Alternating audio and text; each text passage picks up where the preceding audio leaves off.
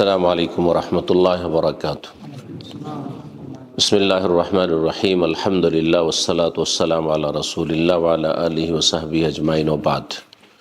সম্মানিত মসজিদের মুসল্লিগণ এবং দ্বীনি জ্ঞান অর্জনের ক্ষেত্রে আগ্রহী উদ্গ্রীব ভাই এবং বোনেরা, আল্লাহ রাব্বুল আলামিনের প্রশংসা এবং প্রিয় রাসূল সাল্লাল্লাহু আলাইহি সাল্লামের উপর সালাতু সালামের পর আমাদের ফিকহুদ দাওয়া বিষয়ক জ্ঞান অর্জন সম্পর্কে যে কোর্স ফজর পরে আমরা শুরু করেছি, একটি পর্ব হয়েছে, আর তাতে বেশ কিছু বিষয় নিয়ে আলোচনা করেছি। আল্লাহ রাব্বুল আলামিন যেন এই বিষয়গুলি আমাদেরকে সবসময় মনে রেখে সে অনুযায়ী আমাদেরকে দাওয়া ইলাল্লাহর কাজ, আল্লাহ রাব্বুল আলামিনের দ্বীনের দিকে নিজেকে প্রথম আহ্বান করা, তারপরে আপনজন, প্রিয়জন, কাছের লোকেরা, আত্মীয় স্বজন, পাড়া প্রতিবেশী, আর তারপরে দূরের মানুষ। লিউনযিরাকুম বিহি ওমান বালাগ, নবী সাল্লাল্লাহু আলাইহি ওয়াসাল্লামের দাওয়াত সম্পর্কে আল্লাহ বলছেন যে যারা তোমরা সামনে রয়েছে তাদেরকে সতর্ক সাবধান করা, দাওয়াত দেওয়া, এবং ওমান বালাগ যাদের কাছে পৌঁছবে, পরে পৌঁছিবে, হয়তো ডাইরেক্ট না পৌঁছে ইনডাইরেক্ট পৌঁছিবে হয়তো, কিন্তু তাদের কাছে পৌঁছানো উদ্দেশ্য।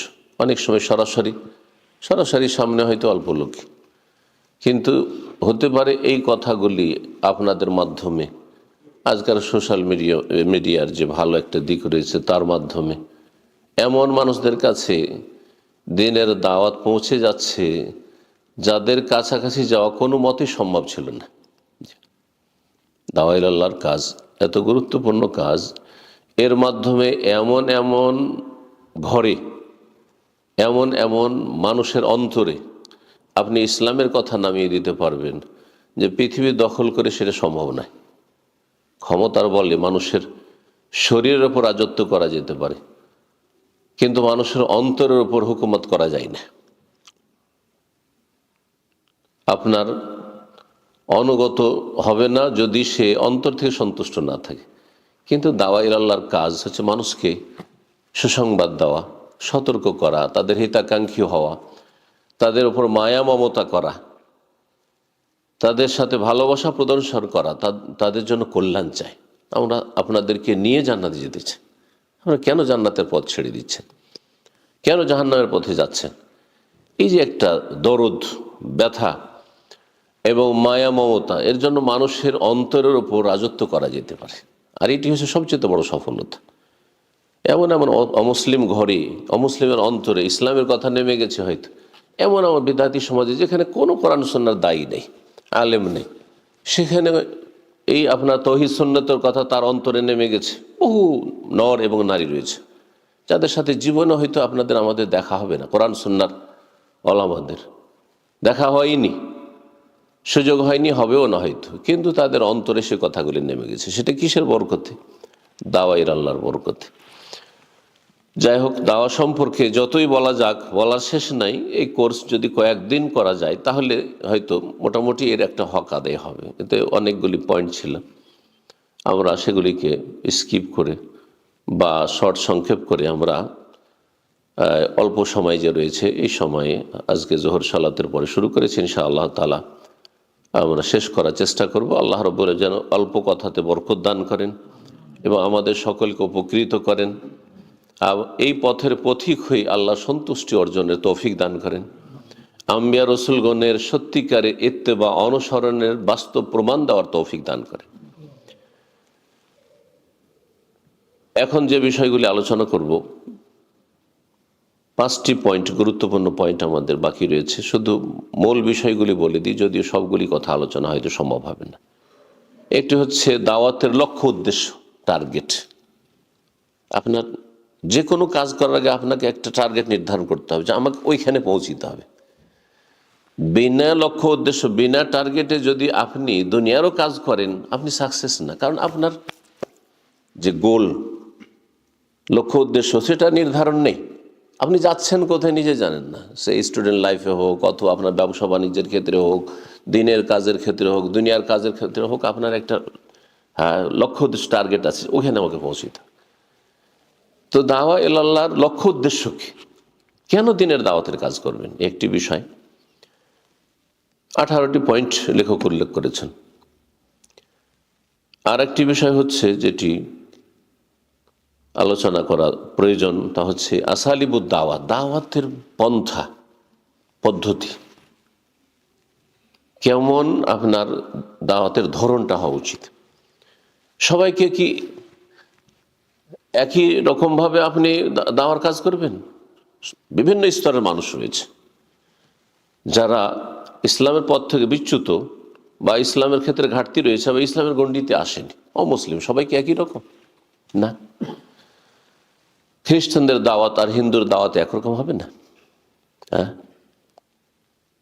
একজন ব্যক্তি হয়তো মুসলিম সমাজে যেসব বেদাপন্থী রয়েছে, কিছু আছে যারা সুফিজমে বিশ্বাসী, কিন্তু আল্লাহর সাথে ভালোবাসা, তাদের আপন জায়গায় ভালোবাসা আছে, ভালোবাসার পদ্ধতি ভুল। রাসূলের সাথে ভালোবাসা অনেক বেশি আছে, কিন্তু পদ্ধতি ভুল। বড় ওলামায়ে কেরামদেরকে ভালোবাসে, কিন্তু ভালোবাসার ক্ষেত্রে অতিরঞ্জন, বাড়াবাড়ি, হুলু, বিভ্রান্তির শিকার। এই জন্য এদের দাওয়াতের পদ্ধতি। আর এক শ্রেণীর লোক যারা সাহাবায়ে কেরামদের শত্রু, সাহাবায়ে কেরামদেরকে মুসলিম মনে করে না, গালমন্দ করে, তাদের কোনো শ্রদ্ধা এহতেরামই নেই সালাফে সালেহীন সাহাবায়ে কেরামদের। তারা তাদের কাছে খেয়ানতকারী, অসৎ, নওজুবিল্লাহ। তাদের দাওয়াত দেওয়ার পদ্ধতি কি একই রকম হবে? না, হবে না। তাহলে দেখতে হবে ওই রকম ব্যক্তি বিশেষ কোন স্তরের মানুষ, শিক্ষিত না অশিক্ষিত, হ্যাঁ, নেতৃস্থানীয় ব্যক্তি না সাধারণ সাদাসিধা মানুষ, হ্যাঁ হ্যাঁ, বেশি শিক্ষিত মানুষ, যুক্তি লজিক বুঝে। তার প্রত্যেকের ক্ষেত্রে আপনার পদ্ধতি বিভিন্ন রকমের অবলম্বন করতে হবে, যেটা যার জন্য বেশি উপকারী সেটা অবলম্বন করতে হবে। তারপরে যে পয়েন্টটি আসবে সেটা হচ্ছে দাওয়াতের মাধ্যম। কোন কোন মাধ্যমগুলি ইউজ করব? দাওয়া মানে শুধু লেকচার না, এটা একটি। বিভিন্ন পদ্ধতি রয়েছে, হ্যাঁ, বিভিন্ন রকমের মাধ্যম রয়েছে। হ্যাঁ, সেই মাধ্যমগুলি আমরা জানবো এবং ব্যবহার করব দাওয়াতের ময়দানে যখন নামবো। কি কি মাধ্যম আমরা ইউজ করতে পারি। তারপরে যে বিষয়টি আসবে সেটি হচ্ছে দাওয়া ইলাল্লাহর ফজিলত, মহত্ব। কি পাবেন আপনি? আপনি যখন জানবেন যে আমি এই এই বেনিফিটগুলো পাবো, এত বেশি লাভ আছে, তখন না সেই কাজের জন্য আগ্রহী হবেন। যেই কাজে যত বেশি লাভ দেখবে মানুষ, সেই কাজে তত বেশি মানুষ মেহনত পরিশ্রম করবে এবং সর্বাত্মক চেষ্টা করবে। সুতরাং দাওয়া ইলাল্লাহর যে বহুমুখী ফজিলত রয়েছে, যা ইহকালেও পাবেন, পরকালেও পাবেন, সাদকা জারিয়া, দুনিয়া থেকে চলে গেছেন আপনি শত শত বছর, নেকি চলতে আছে। চিন্তা করুন, যারা ইসলামকে আজ পর্যন্ত আমাদের কাছে পৌঁছেছে, কত ভায়া হয়ে পৌঁছেছে, সাহাবাই কেরাম থেকে, রাসূলুল্লাহ সাল্লাল্লাহু আলাইহি ওয়াসাল্লাম থেকে শুরু হয়ে সাহাবাই কেরাম, তাবেঈন, তাবা তাবেঈন, আইম্মা কেরাম, আবু হানিফা, শাফি, মালিক, আহমদ, কোন যুগে চলে গেছেন, 1000-1200 বছর হয়ে গেছে তাদের জমানা, কিন্তু তারা এক ভাগ করে নাকি পেতেই আছেন। ইমাম বুখারী রাহিমাহুল্লাহ, আইম্মা মুহাদ্দিসিন, যার যত খেদমত রয়েছে, এই সাদকা জারিয়া কিন্তু চলতেছে, আও ইলমিন ইউনতাফ হবে, চলতেই আছে। চিন্তা করুন তো, এটা যেমন তেমন কথা। আপনি একজন সাধারণ মানুষ, দাওয়ার কাজে কোনো অবদান না থাকে তো মারা গেছেন, তার সাথে সাথে আপনার আমল অফ হয়ে গেছে, ইনকাতা আনহু আমালু, সেই মুসলিম হাদিস, আমল বন্ধ হয়ে গেছে, আমল নামায় একটিও নেকি অ্যাড হচ্ছে না। কিন্তু যদি এই দাওয়ার ময়দানে আপনি অবদান রেখে যান, কিছু কিছু একটা অংশ নিতে পারেন, তাহলে আপনার এই রাস্তা খোলা আছে। আও ইলমিন ইউনতাফা হবে, আপনার জ্ঞান থেকে, সেটা আলোচনার মাধ্যমে হোক, লিখনির মাধ্যমে হোক, আর মানুষের কাছে ব্যক্তি পর্যায়ে পৌঁছানোর মাধ্যমে হোক, আর ইজতেমাই সমষ্টিগতভাবে পৌঁছে থাকেন, আর সেটা সোশ্যাল মিডিয়ায় থাক আর নাই থাক, কিছু মানুষকে আপনি তৈরি করে দেখেন, সেই মানুষগুলো আবার অনেক মানুষ তৈরি করছে। আপনি 10 জন তৈরি করেছেন, এই 10 জনের এক একজন আবার 10 জন, 20 জন, 50 জন করে তৈরি করছে, কেউ কম কেউ বেশি।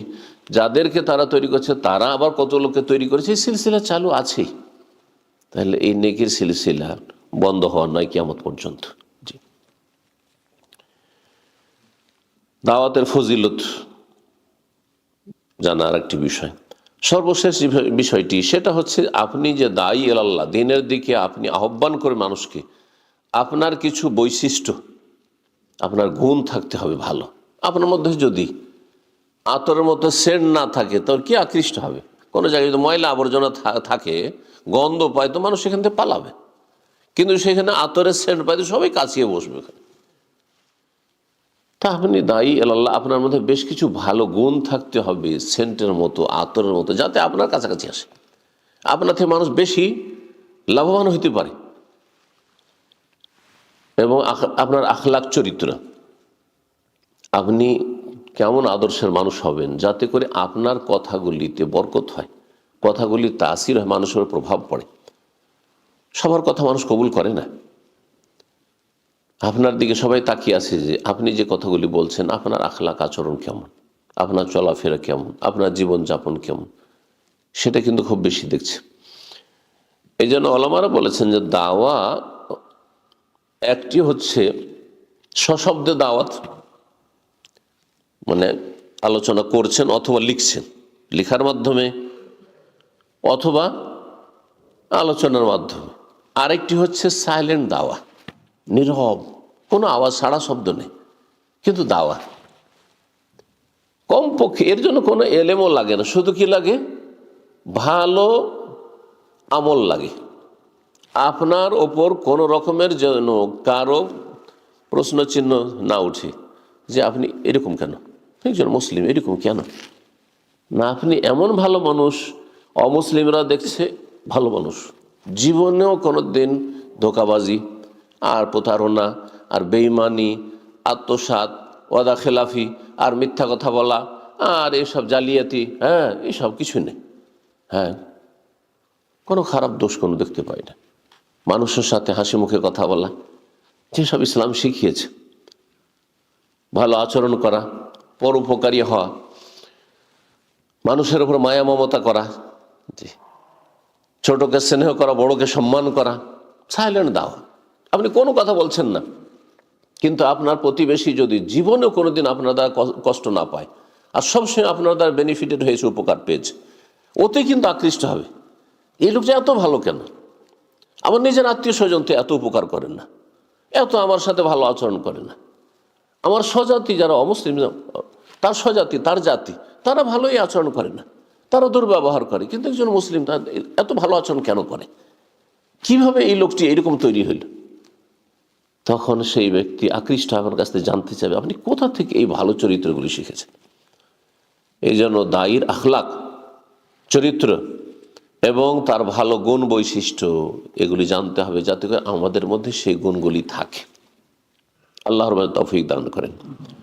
তো সংক্ষেপে এই কথাগুলি বললাম। আমাদের আজকের যে পুরো আলোচনা, তার যে বিশেষ যে পয়েন্টগুলি রয়েছে সেগুলি সম্পর্কে বললাম। একটি কথা সকালে বলেছিলাম, হয়তো মনে আছে, যে দিনের দাওয়াতের জন্য জরুরি নয় যে আপনাকে ফেরেশতা হয়ে যেতে হবে। আমরা কেউ ফেরেশতা না, আমাদের সবার কি আছে, ভুল আছে। আপনার যদি কিছু ঘাটতি থাকে এমন ক্ষেত্রে যেটা হয়তো আমার নাই, কিন্তু অন্য ক্ষেত্রে আমার ঘাটতি আছে যেটা আপনার নাই হয়তো। তো মানুষ ত্রুটিযুক্ত, ভুলের ঊর্ধ্বে মানুষ নাই, মানুষ মাত্র ভুল হবে, কম আর বেশি। ভুল থাকলে আপনি কোনো কিছু আমল যদি না করতে পারেন, তাহলে কি দাওয়াত দেবেন? না, না দাওয়াত দেবেন। এবং আপনার থেকে আপনার ভুল হচ্ছে সেজন্য আপনার ভালো কথা নেব না, এটাও কিন্তু আমাদের জনগণের মোটেই উচিত নয়। আপনার কথাটি ভালো কিনা, আল্লাহর কথা, রসুলের কথা কিনা, এটা দেখার বিষয়। আপনি কথার আমল করছেন সেটা আপনার ত্রুটি, কিন্তু আপনার কথাটি তো আল্লাহ এবং তার রসুলের, কেন নেব না? ভালো কথা তো সেটি। ওলামারা বলেছেন যে গোনাহ থেকে মুক্ত হওয়া, পাপ মুক্ত হওয়া, এটি একটি ফরজ কাজ। একজন মানুষকে, মুসলিমকে গোনাহ, পাপ থেকে মুক্ত হইতে হবে, যেন পাপের সাথে জড়িত না থাকে, এটা একটি ফরজ। আর একটি ফরজ হচ্ছে দাওয়ার কাজ করা ফরজ। আপনি কিছু পাপ থেকে মুক্ত হইতে পারছেন না, পাপের সাথে জড়িত, একটা ফরজ তরক করছেন, সেজন্য আর একটা ফরজ ছেড়ে দেবেন, যে দুইটা ফরজ ত্যাগকারী হবেন আপনি? আশা করি কথাটা বুঝতে পেরেছেন। একটি ফরজ আমার ঘাটতি আছে, মেলাগুলি আমল করতে পারছি না আমি, কিন্তু তাই বলে আমি দাওয়ার কাজটা আমি করবো না, আর এক ফরজ ছাড়বো দিয়ে গুনাহগার হবো না, ডবল গুনাহ করবো না। যদিও সবচেয়ে বেস্ট, যদি আপনি চান যে আপনার দাওয়াতে বারাকা হোক, মানুষ আপনার কথা সাদরে গ্রহণ করুক, তাহলে আপনি একজন আদর্শ মানুষ হবেন। আপনি নিজের জীবনের লাইফের ছিদ্রগুলি বন্ধ করবে, যাতে করে কোনো সুযোগ না পায় মানুষ আপনার ত্রুটি ধরার। এটা চেষ্টা করে যেতে হবে, কিন্তু চেষ্টা করে অনেক সময় মানুষ ব্যর্থ হয়, পারে না, অথবা করে না। এর দলিল হিসাবে বলা যেতে পারে আয়াতুল কুরসির ফজিলতের শিক্ষা।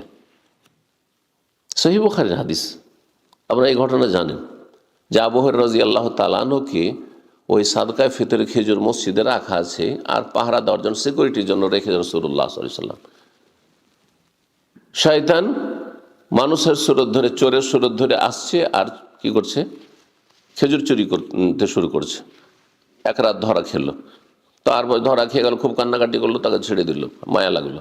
দ্বিতীয় রাতে আবার ধরা খেলো। নবী সাল্লাল্লাহু আলাইহি ওয়াসাল্লাম প্রতিদিন ফজর জিজ্ঞাসা করছেন যে মা ফাআল আসিরুকাল বারিহা, তোমার এই বন্দি কোথায়, তোমার কয়েদি কোথায়? তো ইয়া রাসূলুল্লাহ, চোর ধরেছিলাম, কিন্তু সে খুব কান্নাকাটি করলো, অভাবী মানুষ, আর ছেলে মেয়ে না খেয়ে আছে, মায়া লেগে গেলো, ছেড়ে দিল। বলে রাসূলুল্লাহ সাল্লাল্লাহু আলাইহি ওয়াসাল্লাম বললেন যে তোমাকে সে যে আছেন না, সায়াউদ, আবার আসবে, ওই চোর আবার আগামী রাতে আসবে, পাহারা দিয়ে বসে আছে, আবার চলে এসছে, চুরি করছে, আবার ধরেছেন, আজকে ছাড়বো না। খুব কান্নাকাটি করলো।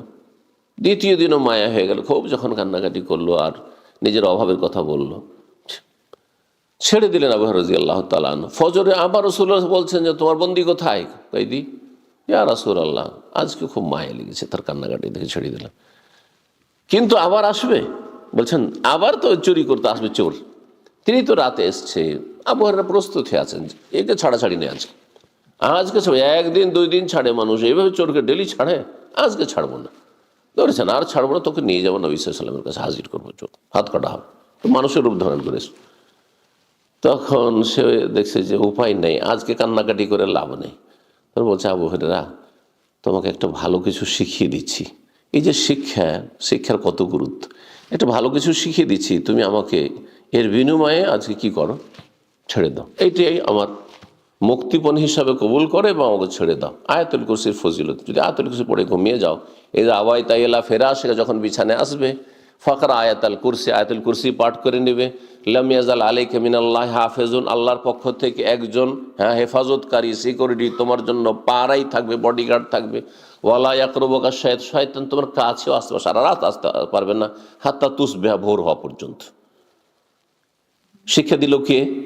ইবলিস, শয়তান। ইবলিস শয়তানের মধ্যে কোনো কল্যাণ আছে? অভিশপ্ত। সে শিক্ষা দিচ্ছে। শুধু এতটুকু থাকলে ওটাকে হাদিস হিসেবে আমরা আমল করতাম না, কোনোদিন আমল করতাম না, কারণ শয়তানের শিক্ষা, তাই না? কিন্তু ফজরে যখন নবী সাল্লাল্লাহু আলাইহি ওয়াসাল্লাম জিজ্ঞেস, ইয়া রাসূলুল্লাহ, ওকে তো আজকে ছাড়তাম না, কিন্তু একটা ভালো কিছু শিখিয়ে দিয়েছে। কি শিখিয়েছে? আয়াতুল কুরসির ফজিলত শিখিয়েছে। আয়াতুল কুরসি তাহলে তার আগে নাযিল হয়েছে, কিন্তু এই ফজিলতটি আবু হুরায়রা জানা ছিল না। ইবলিস শয়তান জানে। ইবলিস শয়তান কোনো মূর্খ না, হ্যাঁ, খুব উচ্চ শিক্ষিত। হ্যাঁ, না হইলে কি আর এই জিন শয়তান জাতির নেতৃত্ব দিতে পারে? তো রাসূলুল্লাহ সাল্লাল্লাহু আলাইহি ওয়াসাল্লাম বললেন, সাদাকাকা ওয়া হুয়া কাযুবুন, তোমাকে যে ফজিলত বয়ান করেছে তাতে সে সত্যবাদী, কথা ঠিক বলেছে, ফজিলত ঠিক, কিন্তু সে হচ্ছে মহামিথ্যুক, কাযুব, চরম মিথ্যাবাদী। হাল তারিফু, তুমি জানো সেটা কে, চোরটা কে? বলছে জানি না তো, অচেনা অপরিচিত চোর, বাইরের চোর, চিনি না। বলছে না, যাকা শয়তানুন, হচ্ছে শয়তান। শয়তান, তাহলে শয়তানের কাছ থেকেও এলেম নেওয়া হয়েছে। এলেমটা ভালো, কিন্তু লোকটি হচ্ছে লোক না, সে হচ্ছে ইবলিস, শয়তান। অনুমোদন যেহেতু নবী সাল্লাল্লাহু আলাইহি ওয়াসাল্লাম দিলেন, এই হাদিসটি তাকরীর বলা হয়। হাদিস তিন প্রকারের: কওলি, বাচনিক হাদিস; ফেলি, নবী সাল্লাল্লাহু আলাইহি ওয়াসাল্লাম আমলগত হাদিস; আর তাকরীর মানে নবী সাল্লাল্লাহু আলাইহি ওয়াসাল্লাম যেটাকে কি করেছেন, সাপোর্ট করেছেন। একটা কথা কেউ বর্ণনা করেছে, হ্যাঁ, যেমন আজানের স্বপ্ন বর্ণনা করলে সাহাবীরা, অথবা একটি কাজ কেউ করে ফেললো কোনো সাহাবী, একটি দোয়া পড়ে ফেললো, যেমন রব্বানা লাকাল হামদু হামদান কাসীরান তাইয়্যিবান মুবারাকান ফি, এটি তাকরীর হাদিস। এক সাহাবী পড়েছেন, মানিল মুতাকাল্লিম, আর কে এই দোয়াটি বললো? ভয়ে কেউ কথা বলছে না। তারপরে ভয়ে ভয়ে একজন বলছে, আমি দেখছি 30-এর বেশি ফেরেশতাকে দৌড় দিচ্ছেন নেকিটা নিয়ে যাওয়ার জন্য আল্লাহর কাছে। হাদিস হয়ে গেল এটি। ঠিক ওই রকমই ইবলিসের এই ফজিলত বয়ানটি নবী সাল্লাল্লাহু আলাইহি ওয়াসাল্লাম যখন সাপোর্ট করলেন, তখন সেটি কি হয়ে গেল? হাদিসের রসুলে পরিণত হলো। এক কথায় অসৎ লোকের কাছ থেকেও ইসলাম শেখা যাবে, হ্যাঁ, দিনের জ্ঞান নেওয়া যাবে, যদি নিশ্চিত হয় যে কথাটি ঠিক। আবার এটাকে ভুল ক্ষেত্রে অনেকে ব্যবহার করছে। বেদাতি হুজুর থেকেও এলেম নেওয়া যাবে, হ্যাঁ, জঙ্গিদের থেকে, জঙ্গি বক্তাদের কাছ থেকে এলেম, না না না না। আপনি যেহেতু পার্থক্য করতে পারছেন না যে কোনটা ঠিক কোনটা ভুল বলছে, হ্যাঁ, মধুতে দুধে যে বিষ মিশিয়ে দিচ্ছে ওইটা বুঝতে পারছেন, এই জন্য আপনার জন্য জায়েজ নাই। বোঝা গেছে না? কিন্তু যেখানে আপনি পার্থক্য করতে পারবেন সেখানে নিতে পারবেন। যেমন আমার সামনে যদি একটা বেদাতি ওয়াজ দেন, বেদাতি কিতাব দেন, হ্যাঁ, মকসুদুল মুমিন, আমি বলে দেবো যে এটা ঠিক ওইটা ভুল, ঠিক না, ইনশাআল্লাহ। তো যখন বলতে পারবো তাহলে এই বইগুলি আমি পড়তে পারবো, কিন্তু সাধারণ মানুষের জন্য পড়া যায়জ না। যে ব্যক্তি হক বাতিলে তমিজ করতে পারছেন না, পার্থক্য তার জন্য পড়া যায়জ না। এখানে যেহেতু নবী সাল্লাল্লাহু আলাইহি ওয়াসাল্লাম তমিজ করে দিলেন যে শয়তান মহামিথ্যুক, কিন্তু এর কথাটি হচ্ছে সত্য, তাহলে কি হয়ে গেল? স্পষ্ট হয়ে গেল। এই জন্য এই হাদিস থেকে বিভ্রান্ত হবেন না। কিছু কিছু বক্তারা মানুষকে গুমরাহ করেছে, সবার কাছ থেকে এলেম নেওয়া যায়, কারণ নেওয়া যাবে না। হ্যাঁ, সবার কাছ থেকে নেওয়া যাবে, বেদাতি হুজুর থেকে এলেম নেওয়া যায় না, না মোটেই না। অমুক থেকে নেওয়া যাবে, শিরক বেদাতের শিক্ষা দিচ্ছে আর গুমরাহ করছে মানুষকে, মানুষকে জঙ্গি বানিয়ে দিচ্ছে, তার কাছ থেকে না না না এলেম নেওয়া যাবে না। কারণ আপনি বুঝছেন না যে তার কোনটা ঠিক কোনটা ভুল। যখন বোঝার যোগ্যতা হবে তখন নিতে পারবেন। অথবা কোরআন সুন্নাহ আলেমের কাছে, সেটা যেমন নবী সাল্লাল্লাহু আলাইহি ওয়াসাল্লামের কাছে গিয়ে ইবলিসের কথাটির কি হয়ে গেল? অনুমোদন, সাপোর্ট হয়ে গেল নবী থেকে, তখন নেওয়া গেল। ঠিকই তেমনি এসে ভালো কোনো সালাফি আলেমকে জিজ্ঞেস করেন যে এই কথাটি অমুক বেদাতি বক্তা বলেছে বা জঙ্গি বক্তা বলেছে, কথাটি কি ঠিক? যদি বলেন যে ঠিক, তখন নিতে পারবেন আপনি। তার আগে আপনি খেয়াল খুশি বেদাতি বই পড়বেন আর আপনি বাইবেল পড়বেন, অতি অতি কিছু ভালো কথা, সেটাও তো আসমানি কিতাব ছিল না, মোটেই জায়েজ নয় সাধারণ মানুষের জন্য বাইবেল পড়া, মোটেই বেদ পড়া জায়েজ নয় সাধারণ মানুষের জন্য। যেখানে উমর রাদিয়াল্লাহু তাআলার উপর রাগান্বিত হচ্ছে নবী করিম সাল্লাল্লাহু আলাইহি ওয়াসাল্লাম, যেমন তেমন কথা নয় বিষয়টি। আল্লাহ বুঝার তৌফিক দান করুন। যাই হোক, কথা না বাড়িয়ে বলছিলাম, প্রথম পয়েন্টটি ছিল দাওয়ার লক্ষ্য উদ্দেশ্য। দাওয়ার অনেকগুলি লক্ষ্য উদ্দেশ্য রয়েছে, তার মধ্যে দু চারটি আমরা আপনাদের সামনে আলোচনা করি। এক নম্বর লক্ষ্য উদ্দেশ্য হচ্ছে যে আমাদেরকে কি জন্য আল্লাহ সৃষ্টি করেছেন। কেউ জিজ্ঞাসা করে, এটা কিন্তু কমন প্রশ্ন একজন মুসলিমের জন্য, আল্লাহ কেন আমাদেরকে সৃষ্টি করেছেন, কি জন্য? তার ইবাদত, ওমা খালাকতুল জিন্না ওয়াল ইনসা ইল্লা লিয়াবুদুন, সূরা যার, ইবাদতের জন্য সৃষ্টি করেছেন। এটা হচ্ছে মূল লক্ষ্য উদ্দেশ্য, মানব জাতির সৃষ্টি করার। তাহলে এর বাস্তবায়ন হবে কিসের মাধ্যমে? এই দাওয়ার মাধ্যমে। আপনি একা ইবাদত করলে তো কাজ হবে না, মানব জাতি সবাইকে সৃষ্টি করা হয়েছে ইবাদতের জন্য। দাওয়ার কাজ করবেন তাহলে সবাই জানবে যে আমাদেরকে কি জন্য সৃষ্টি করা হয়েছে। আজকাল অধিকাংশ মুসলিমই জানে না যে কি জন্য তাকে পয়দা করা হয়েছে। ও ভাবছে আমি পয়দা হয়েছি কিসের জন্য, খাবো দাবো আমোদ ফুর্তি করব, আর তারপরে দুনিয়ার মস্তি করবো, আর তারপরে চলে যাব। এটা জীবন তো পশুর জীবন হল। এই জন্য তো আমাকে আপনাকে পয়দা করে, খাওয়ার জন্য, ভোগবিলাসের জন্য আর নারী ভোগের জন্য, এসবের জন্য পয়দা করা হয়নি। আপনাকে পয়দা করা হয়েছে মহৎ উদ্দেশ্যে, লিয়াবুদুন, তার ইবাদতের জন্য, তৌহিদ ভিত্তিক ইবাদতের জন্য। এটা দাওয়ার মাধ্যমে, দাওয়ার লক্ষ্য উদ্দেশ্য হচ্ছে মানুষকে ইবাদতমুখী করা আল্লাহর। দ্বিতীয় উদ্দেশ্য হচ্ছে যে অধিকাংশ মানুষ মানুষের গোলামি করছে, মানুষের গোলামি করছে, মানুষের তৈরি করা আইনের গোলামি করছে। আচ্ছা, যতগুলি ইজ মতবাদ সবগুলি মানুষের গোলামি, মানুষের গোলামি। তারপরে যতগুলি শিরক বিদআত, এগুলো মানুষের গোলামি। শিরক বিদআত কি আল্লাহর? এগুলো মানুষের তৈরি করা, তাই মানুষের গোলামি। মানুষের গোলামি থেকে মুক্ত করে মানুষের রবের গোলামের দিকে নিয়ে যাওয়া। ইখরাজুন নাস মিন ইবাদাতিল ইবাদ ইলা ইবাদাতি রব্বিল ইবাদ, মিন ইবাদাতিন নাস ইলা ইবাদাতি রব্বিন নাস। কুল আউযু বিরাব্বিন নাস, রব্বুন নাসের যিনি মানব জাতির রব, তার ইবাদত থেকে বের করে নিয়ে যেতে হবে। মানুষের গোলামি থেকে মুক্ত হইতে হবে, আল্লাহর গোলামি কায়েম করতে হবে। আল্লাহ রাব্বুল আলামিনের আদেশ নিষেধ আমাদের জীবনের প্রতিটি ক্ষেত্রে আমাদের কাজ হচ্ছে পালন করা। কি? আল্লাহর বিধান, আল্লাহর বিধান জান। আল্লাহ যদি বলেন যে এই কদমটি উঠাও, এখানে পা রাখো, পা রাখবেন, না হলে রাখবেন না। পাটা আগে বাড়াও, না হলে থামো। এটা হচ্ছে আল্লাহর গোলামি করা। আল্লাহর গোলামের শিক্ষা হচ্ছে মুখ্য উদ্দেশ্য দাওয়া ইলাল্লাহ। দাওয়া ইলাল্লাহর 3 নম্বর লক্ষ্য উদ্দেশ্য হচ্ছে আল্লাহর সৃষ্টির ওপর আল্লাহর হুজ্জত কায়েম করা, যাতে করে হাসর মাঠে না বলতে পারে আল্লাহ আমাদের পাশে তো মুসলিমরা ছিল, কোনোদিন তো আমাদেরকে বলেনি যে ইসলাম হচ্ছে আল্লাহর দিন, হ্যাঁ, তারপরে সর্বশেষ দিন, ইসলাম ছাড়া অন্য কোনো দিন আল্লাহ কবুল করবেন। ওমাইয়াবতাগি গায়রাল ইসলাম ফালা ইউকবাল মিনহু। আল্লাহ আমরা জানতাম না যে মাজারে যাওয়া শিরক, হ্যাঁ, মাজারে সেজদা করা শিরক, খাসি মুরগ জবাই করা শিরক, আর চাদর চড়ানো শিরক।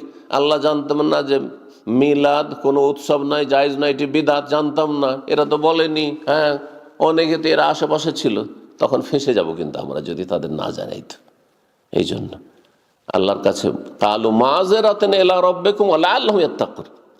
সূরা আরাফে যে জাতিকে বনী ইসরাঈলকে বাঁদর বানিয়ে দেওয়া হয়েছিল, কেন বাঁদর বানানো হয়েছিল? তারা একটি অপরাধ করছিল। একদল বলছে যে আদা খাবে, স্বাদ পাবে, কিছু বলবো না। আর বলছে না, আমরা অন্যায় কাজে বাধা দেব, মানুষকে উপদেশ দেব ভালো কাজের, নিষেধ করবই এসব ভুল কাজ থেকে। কি জন্য? মাযরাতান ইলা রাব্বিকুম, আল্লাহর কাছে ওজর পেশ করতে হবে। আল্লাহ আমরা বলেছি, কিন্তু জানিয়েছি, কিন্তু কোনো সুযোগ নাই তাদের।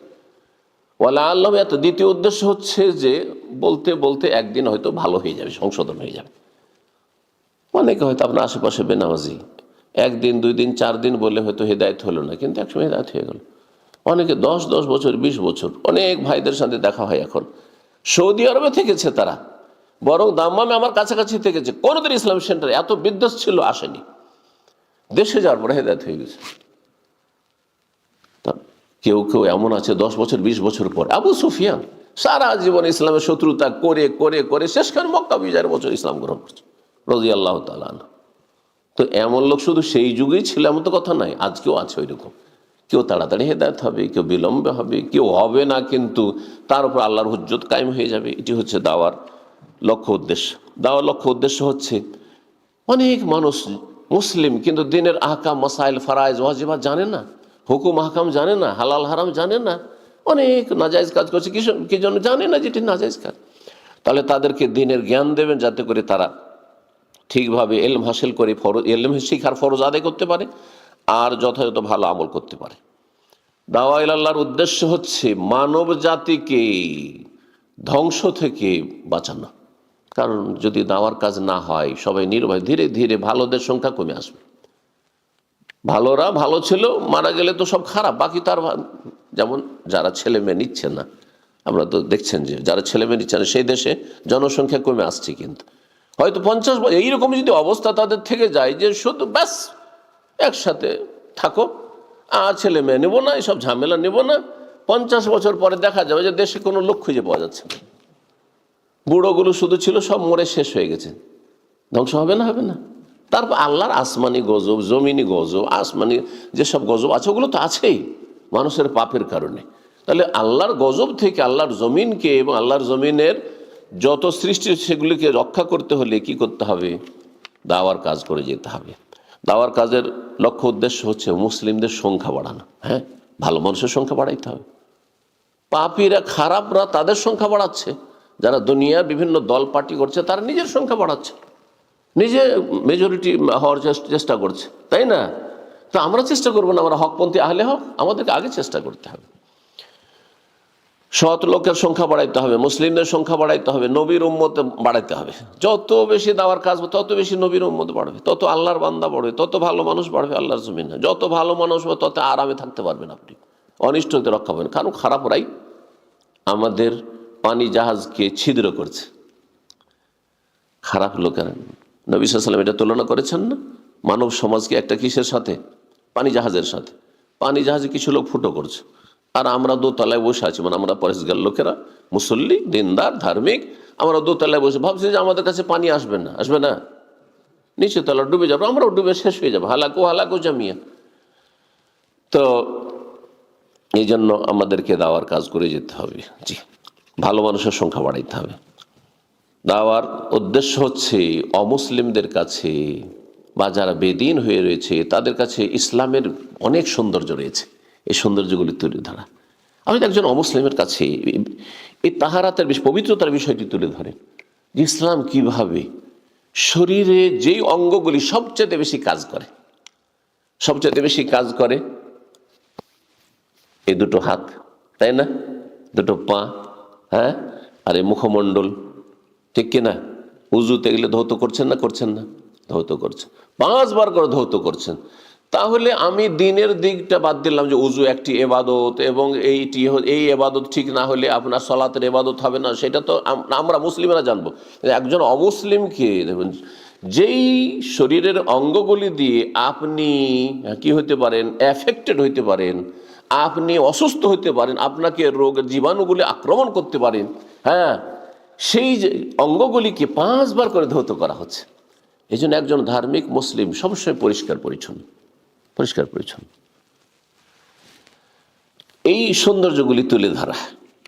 তারপরে সিয়াম, রোজা, তার যে স্বাস্থ্যগত উপকারিতা রয়েছে, পার্থিব উপকারিতা রয়েছে, সেগুলি অমুসলিমের কাছে ইসলামের সৌন্দর্য, সেগুলি তুলে ধরা। ইসলামের ক্যারেক্টার্স, আখলাক, চরিত্র, এগুলি তুলে ধরা। ইসলামে একটা পরনারী দেখলে পুরুষ, তুমি নিচে মাথা নামিয়ে নাও, চোখ নিচে নামিয়ে নাও। মহিলাকে বলা হচ্ছে সামনে পুরুষরা আসছে, এই কথাগুলি যদি আপনার মেয়েদের দিকে তাকাবো না, আপনার স্ত্রীর তাকাবো না, যখন দেখবে যে আমার স্বজাতি, হ্যাঁ, যাদেরকে আপনজন মনে করছি, তারা আমাদের নারীদের সাথে দুর্ব্যবহার করছে, হ্যাঁ, কুদৃষ্টি ফেলছে, কিন্তু একজন মুসলিম যখনই আমাদের মেয়েদেরকে দেখছে, আমাদের মা বোনকে দেখছে, তখনই দৃষ্টি নত করছে। ইসলামের সৌন্দর্য। প্রত্যেকটি ইবাদত বন্দেগী, প্রত্যেকটি ইসলামের হুকুম হাকামে ইসলামের কি রয়েছে, সৌন্দর্য ফুটে উঠেছে, সৌন্দর্য ফুটে উঠেছে। এটা হচ্ছে লক্ষ্য উদ্দেশ্য দাওয়া এলাল্লাহর। দাওয়া এলাল্লাহর লক্ষ্য উদ্দেশ্য হচ্ছে আত্মার পরিশুদ্ধি, আত্মার পরিশুদ্ধি। কারণ আত্মা কুলুষিত হয়, যত মানুষ পাপ করে তত বেশি আত্মা খারাপ হয়ে যায়। শরীরের রোগ আছে, আপনি যখন রোগের কারণগুলিতে বেঁচে না থাকবেন, তখন রোগে আক্রান্ত হবেন না? শরীর রোগী হয় আর আত্মা রোগী হয় না? অবশ্যই রোগী হয়। শরীরের খাবার লাগে আর আত্মার খাবার লাগে না, আহার লাগে না? অবশ্যই লাগে। তাহলে আত্মার খাবার আহার জানতে হবে, আত্মার রোগ সম্পর্কে সতর্ক সাবধান হইতে হবে। কারণ আত্মা যদি রোগ হয়ে যায়, কাদ আফলাহা মান যাক্কাহা ওয়া কাদ খাবা মান দাসসাহা, যে ব্যক্তি আত্মার পরিশুদ্ধি করলো, রূহকে পাক পবিত্র রাখলো, সেই ব্যক্তি হচ্ছে সফল, সাকসেস।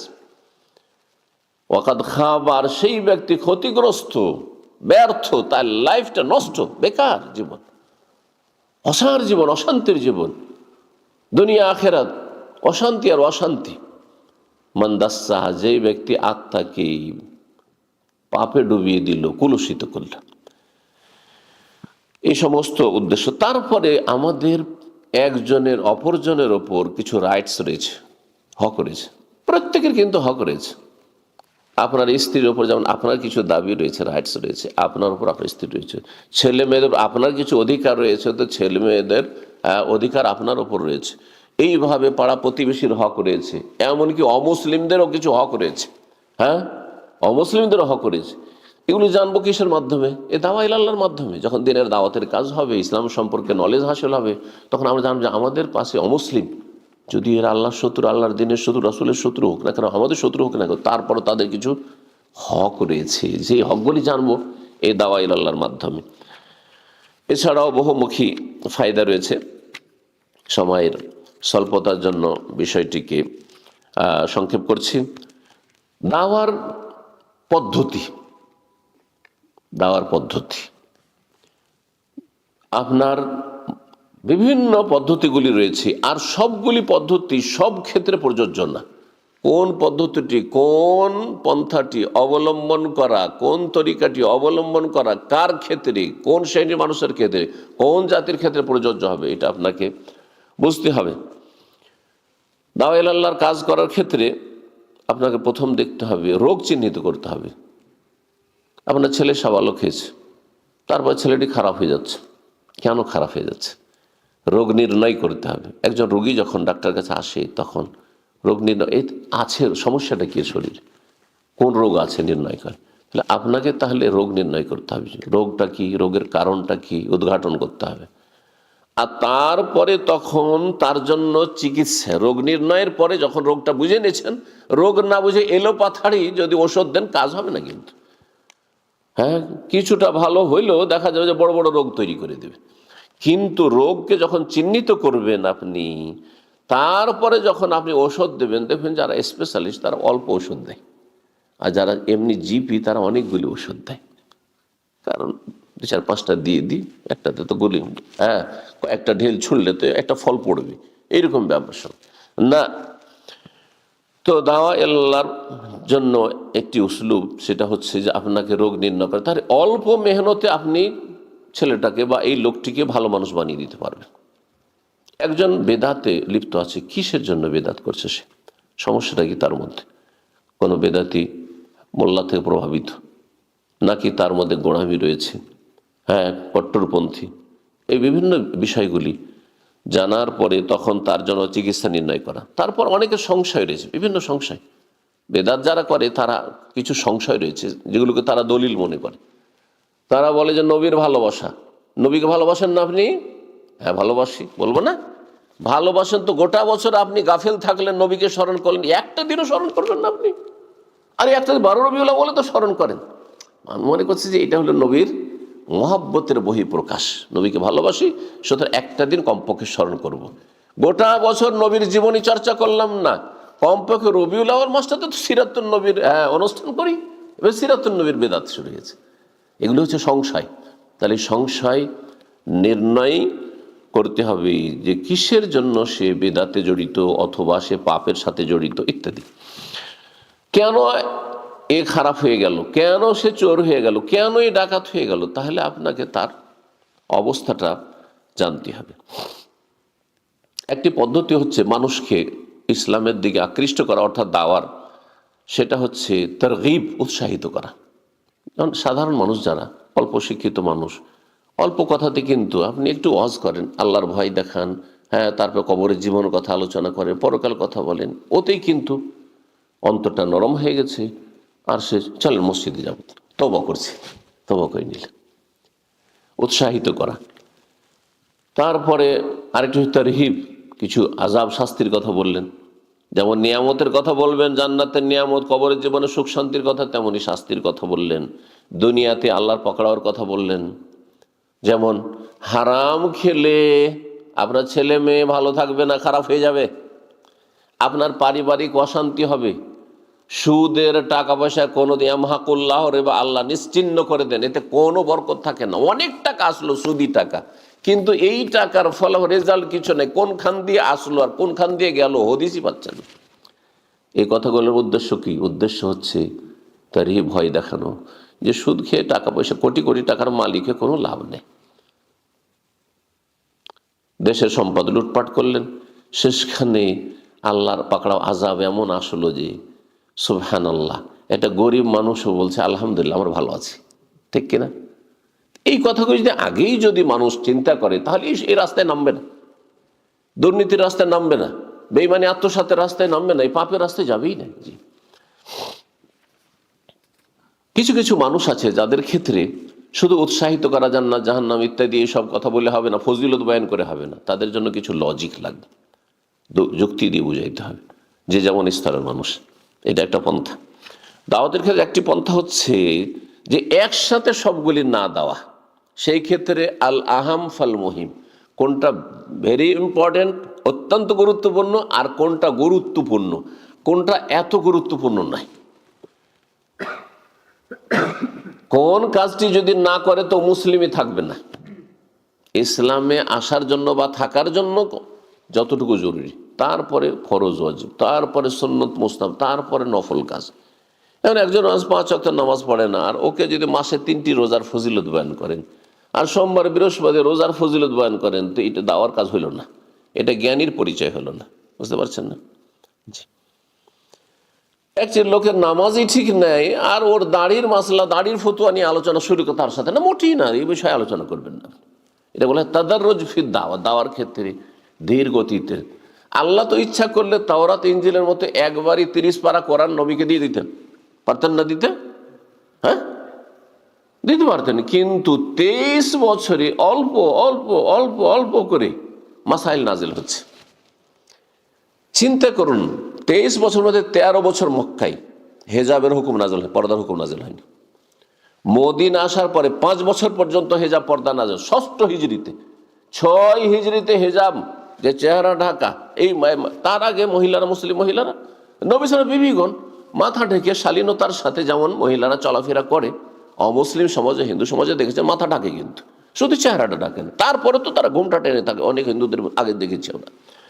তো মক্কার মানুষরা যেমন অমুসলিমরা ছিল, শালীনতার সাথে যেমন চলাফেরা করে ওই রকমই সবাই চলাফেরা করতো, কিন্তু চেহারা ঢাকতো না। এই জন্য মা আয়েশা রাদিয়াল্লাহু তাআলা বলছেন যে সাফওয়ান বিন মুআত্তাল আমাকে হেজাবের বিধান নাযিলের আগে দেখেছিলেন, সেজন্য চিনে ফেলেছেন। তাহলে বোঝা গেল তখনকার যুগে চেহারা খুলে চলাফেরা হইতো। হেজাবের বিধান নাযিল হচ্ছে একেবারে শেষ দিকে 6 হিজরিতে, হজ একেবারে 9 হিজরির শেষে অথবা 10 হিজরিতে, রোজা জাকাত 2 হিজরিতে, এইভাবে ধীরে ধীরে।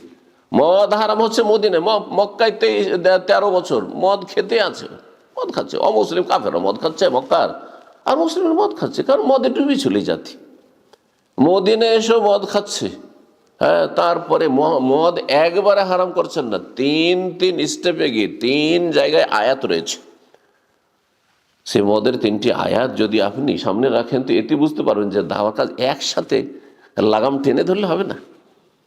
আরে ছেলেমেয়েরা এখানে বসবাস করে, এটা খারাপ পরিবেশে, আরে এমন লাগাম টেনে ধরছেন যে সামান্য ভুলও ছাড় দিচ্ছেন না, সামান্য ভুলে একবার ধরছেন, কি বিদ্রোহী হয়ে যাবে।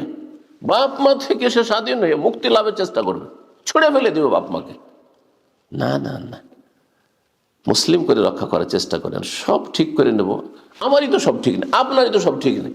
আপনি 40-50 বছর বয়সে নামাজ ধরেছেন, হ্যাঁ, আপনার কত পাপ ছিল আপনার জীবন, আর আপনি ছেলেকে চাইছেন যে আমি 10 বছর বয়সে একবারে ফেরেশতা বানিয়ে দেবো, হবে নাকি? তাহলে বোঝা যাচ্ছে যে তারা ধীরে ধীরে ধীরে ধীরে কোনটা বেশি গুরুত্বপূর্ণ, যেটা না হলে চলবেই না, কোনটা গুরুত্বপূর্ণ সেটা তারপরে কোনগুলি হচ্ছে যেগুলি মুস্তাহাব, সুন্নাত, তো এইভাবে করতে হবে।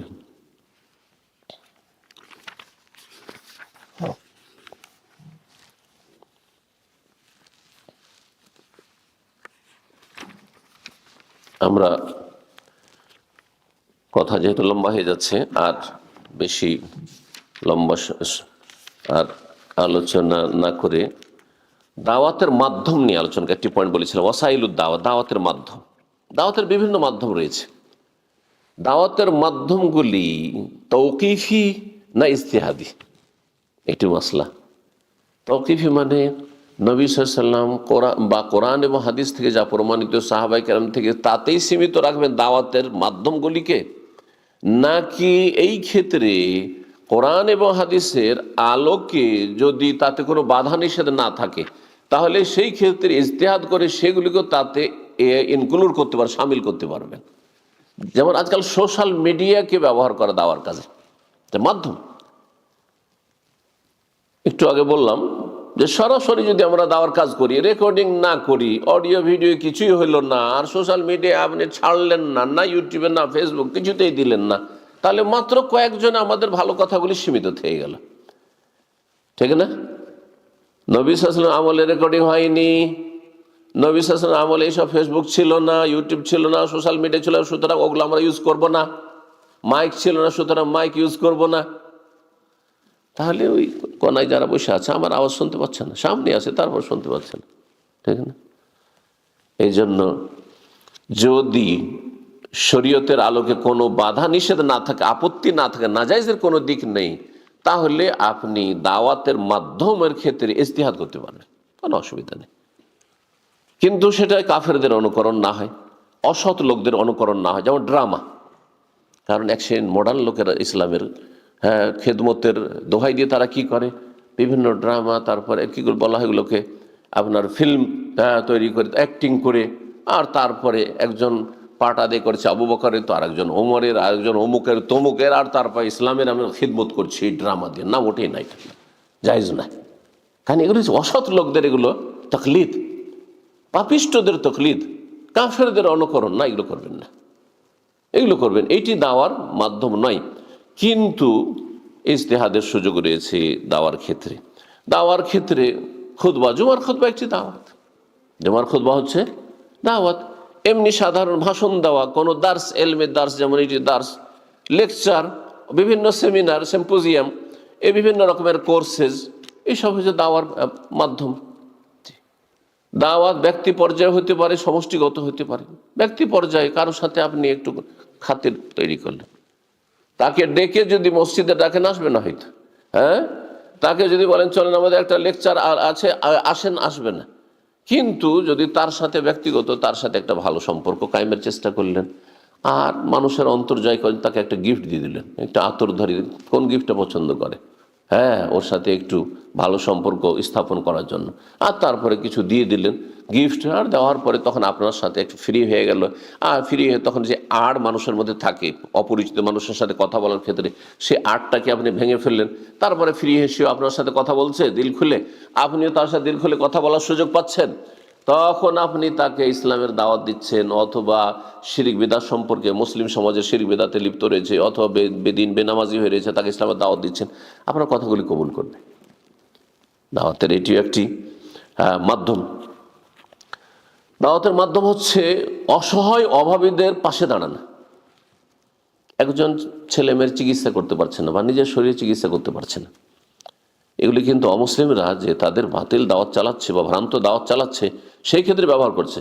এনজিওর মাধ্যমে, তাদের আপনার শিক্ষার মাধ্যমে, আর তাদের আপনার বিভিন্ন যে বিষয়গুলি রয়েছে সেগুলি দিয়ে মানুষের উপকার করা, মানুষকে এই করা সেই করা, এগুলোর মাধ্যমে। তো আমরা এই পদগুলির ক্ষেত্রে অগ্রগামী নই, কিন্তু আমাদেরকে এর জন্য চেষ্টা করেন, মানুষের যদি উপকার করেন, মানুষের পাশে দাঁড়ান, মানুষকে যদি সময় দেন, মানুষকে সৎ পরামর্শ দেন, মানুষকে যদি আর্থিক সহযোগিতা করেন, হ্যাঁ, মানুষের ছেলে মেয়েদের শিক্ষিত করার জন্য যদি আপনি তাকে সহযোগিতা করেন, তো দেখবেন যে নুন খায় সে গুণ গায়। বিশেষ করে যখন মানুষ নিজেকে দুর্বল অনুভব করে। এই জন্য আমি যারা শরীরের চিকিৎসক, ডাক্তার, তাদেরকে বলি যে আপনারা দাওয়ার কাজ আমাদের চাইতে অনেক সময় বেশি করতে পারবেন। কারণ আমাদের কাছে অনেকে আসে, কিন্তু সে হেদায়েতের মন মানসিকতা নিয়ে আসতে চাই না, হয়তো দিন থেকে অনেক দূরে সরে গেছে, যার ফলে হেদায়েত হবে এই মন মানসিকতা নেই। বলছি, সে মন দিয়ে শুনছে না।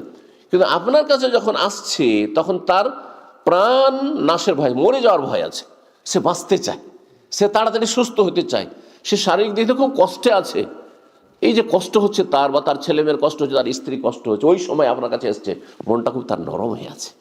ওই সময় যদি আপনি তাকে কিছু ওষুধ দেওয়ার সাথে, অথবা তাকে যে আপনি ভালো চিকিৎসা লিখে দিলেন, তার সাথে যদি বলেন যে আপনি নেশা করেন নাকি, মদ খান না, তাহলে আপনি ভালো হইতে পারবেন না, এক্ষুনি তোবা করেন।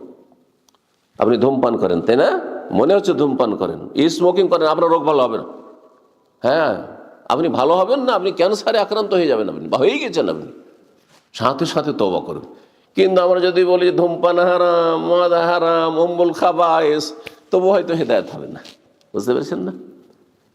তো এগুলি অবলম্বন করতে হবে, দেখতে এই সুযোগগুলি নেওয়ার চেষ্টা করতে হবে। অনেক সময় হয়তো যারা বড় মানুষ, বড় দায়ী, তারা হয়তো গ্রামে গঞ্জে, হ্যাঁ, একেবারে পল্লী গ্রামে যেতে পারেন না, সাধারণ মানুষের কাছে যেতে পারে না, বনে জঙ্গলে যেতে পারে না, কিন্তু তাদের সহযোগী কিছু দায়ী থাকতে হবে, যারা গ্রামে গঞ্জে, পল্লী গ্রামে একেবারে সাধারণ মানুষের কাছে যেতে পারবে, আর সেখানে গিয়ে মানুষের ঘরে ঘরে গিয়ে দাওয়াত দিবে। দেখেন, আমাদের তবলিগ ভাইদের দাওয়াতের যে ম্যাটেরিয়াল, সেগুলিতে ভুল আছে, কিন্তু তাদের মেহনত পরিশ্রম যথেষ্ট। এই মেহনত পরিশ্রমটা আমাদের করা উচিত ছিল, কারণ আমাদের কাছে কোরআন সুন্নাহ নির্ভেজাল দাওয়াত রয়েছে। আপনার কাছে কেউ আসছে, সে আগ্রহী হইলেই আসবে, কিন্তু আপনি যখন তার ঘরে চলে যাবেন, আপনি একেবারে আপনার অজগ্রামে যেখানে বাস করছে সেখানে যদি চলে যান আপনি, আর সেখানে গিয়ে দাওয়াত দেন, তাহলে তার একটা প্রতিক্রিয়া আলাদা হবে। সেজন্য আমাদের নিজেদেরকে যেতে হবে, অথবা অন্যদেরকেও গ্রামে গঞ্জে আর বিভিন্ন জায়গায় যে যেখানে আছে সেখানে তাদের কাছে গিয়ে দাওয়াত দিন। নবী সাল্লাল্লাহু আলাইহি সাল্লাম হজের মৌসুম, জাহিলি যুগের যখন হজ করতো, মক্কার কাফেররা বা আরব কাফেররা হজে আসতো, কিন্তু হজে গিয়ে মেনাতে, আরাফাতে, মুজদালিফাতে তাদের যে বিভিন্ন মেলাগুলি লাগতো, মেলা লাগতো, সেসব মেলায় হাজির হইতেন, মেলাতে যেতেন। তারা পাপ করছে, কিন্তু সেখানে নাচ গান করছে হয়তো, কিন্তু নবী সাল্লাল্লাহু আলাইহি ওয়াসাল্লাম দেওয়ার জন্য, হ্যাঁ, যে আইয়ুহান নাস কুলু লা ইলাহা ইল্লাল্লাহ তুফলিহু, লা ইলাহা ইল্লাল্লাহ বলো, তাহলে সফল হয়ে যাবে। হে মানব সকল, তোমাদের আমি হিতাকাঙ্ক্ষী হয়ে এসেছি, তোমাদেরকে আমি জান্নাতের রাস্তা দেখাচ্ছি, এসব কথা বলার জন্য।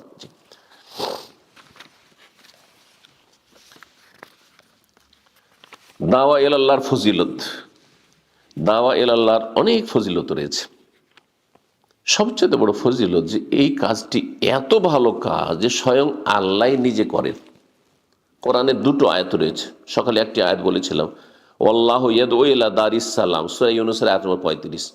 আল্লাহ তোমাদেরকে জান্নাতের দিকে, দারুস সালাম, শান্তির ঘরের দিকে ডাকছে। আল্লাহ আহ্বান করছেন, দাও ইয়াদউ থেকে তো দায়ী, আল্লাহ আহ্বান করছেন এসো জান্নাতের দিকে এসো। ওয়াহদি মাইয়াশা ইলা সিরাতিল মুস্তাকিম, যাকে চান আল্লাহ হেদায়েত করেন, যে চেষ্টা করে তাকে আল্লাহ হেদায়েত করেন, জান্নাতের রাস্তা দেখাবেন। সূরা বাকারা 221 নম্বর আয়াত রয়েছে, আল্লাহু ইয়াদউ ইলাল জান্নাতি ওয়াল মাগফিরাতি বিইজনিহি, আল্লাহ জান্নাতের দিকে আহ্বান করছেন এবং ক্ষমার দিকে আহ্বান করছেন। মানুষ যদি আমাদের সাথে কেউ খারাপ আচরণ করে তো আমরা দূরে সরিয়ে দিই। ক্ষমা চাইতে আসলে আপনি কিন্তু তাকে চান্স দিতে চান না ক্ষমা করার জন্য, যে সে একটা সুযোগ নিক আর আমার কাছে ক্ষমা চাক, এই মন মানসিকতার লোক খুবই কম পাবেন। কিন্তু আল্লাহ কি করছেন, ডাকছেন যে আসো ক্ষমা করবো, আসো মাইয়াস্তাগফিরুনি ফাগফিরলাহ। প্রতি রাতে, রাতের শেষ তৃতীয় অংশে আল্লাহ রাব্বুল আলামিন বান্দার নিকটবর্তী প্রথম আকাশে আসেন, সহিহ হাদিস না? আর বলে মাইয়াস্তাগফিরুনি, কি আমার কাছে ক্ষমা চাইবে, ভুল করেছো, অন্যায় করেছো, কাবিরা গুনাহ করেছো, আগফিরলাহ, আমি গুনাহ মাফ করব। মাইয়াসালু, কে চাইবে, কিছু চাওয়ার থাকলে চাও, দেবো তোমাদের, ফাউতিয়াহ। মাইয়াদউনি ফাস্তাজিব লাহু, কে আমার কাছে দোয়া করে, আমাকে ডাকবে, তার ডাকে আমি সাড়া দেব। আর মাল্লাম ইয়াসালিল্লাহ ইয়াগযু, আল্লাহর কাছে কেউ যদি না চায়, হতভাগা, তাহলে আল্লাহ অসন্তুষ্ট হন যে এত হতভাগা, আমি এত তোমাদেরকে ডাকছি আর তোমরা আমার ডাকে সাড়া দিচ্ছ না। তারপরে সৈয়দুল মুরসালিন খাতামুন নবীন রাসূলুল্লাহ সাল্লাল্লাহু আলাইহি ওয়াসাল্লাম সবচেয়ে বড় দায়ী, সবচেয়ে বড় আল্লাহর দিনের আহ্বায়ক।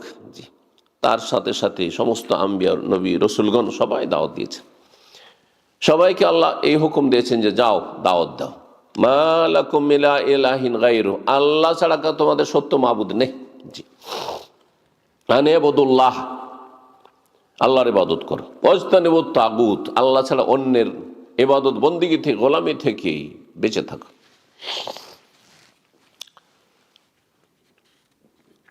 দাওয়া ইলাল্লাহর ফজিলত হচ্ছে যে দুনিয়ার যত কথা রয়েছে তার মধ্যে সবচেয়ে ভালো কথা হচ্ছে আল্লাহর দিকে আহ্বান করা, দিনের কথা বলা। ওমান আহসানু কাওলাম মিম্মান দাআ ইলাল্লাহ ওয়া আমিলা সালিহান ওয়া ক্বালা ইন্নানি মিনাল মুসলিমিন। ওর চাইতে ভালো কথা কেউ বলে না পৃথিবীতে। যেই ব্যক্তি আল্লাহর দিকে ডাকে এবং কি করে, নিজে ভালো আমল করে আর নিজের ইসলামের কথা প্রকাশ করে, ইসলামকে লুকিয়ে রাখতে চায় না, হীনমন্যতে ভোগে না। যখন দুর্বল ইমানের মুসলিম অমুসলিমদের সাথে মিশে যায় তখন লজ্জা পায়, কেমন করে বলবো যে আমি মুসলিম, অথবা এমনভাবে চলবো যাতে চিনতেই না পারে, আমাকে খ্রিস্টান বলে, আমাকে যেন অমুসলিম বলে, এটা যেন না। ওয়াকালা ইন্নানি মিনাল মুসলিমিন, এটা মুখে বলা নয়, আপনার কাজে কর্মে, ফেস, আপনার চলা ফিরাই।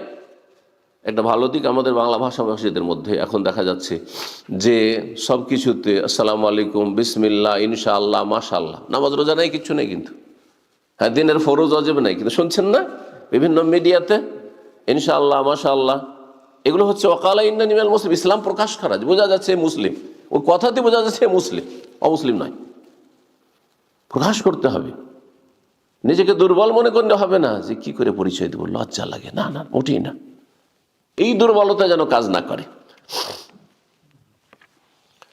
তো ইসলামের কথা বলা, দ্বীনের দাওয়াত দেওয়া, এটি সবচেয়ে ভালো কথা।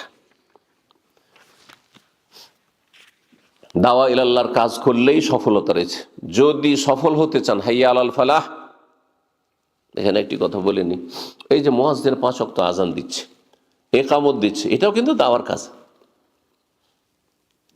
মহল্লার লোকদেরকে যতদিন পর্যন্ত আজানের আওয়াজ পৌঁছচ্ছে ততদিন পর্যন্ত মানুষকে কি বলছে, হাইয়া আলাস সালাহ, সালাতের জন্য এসো, দাওয়া।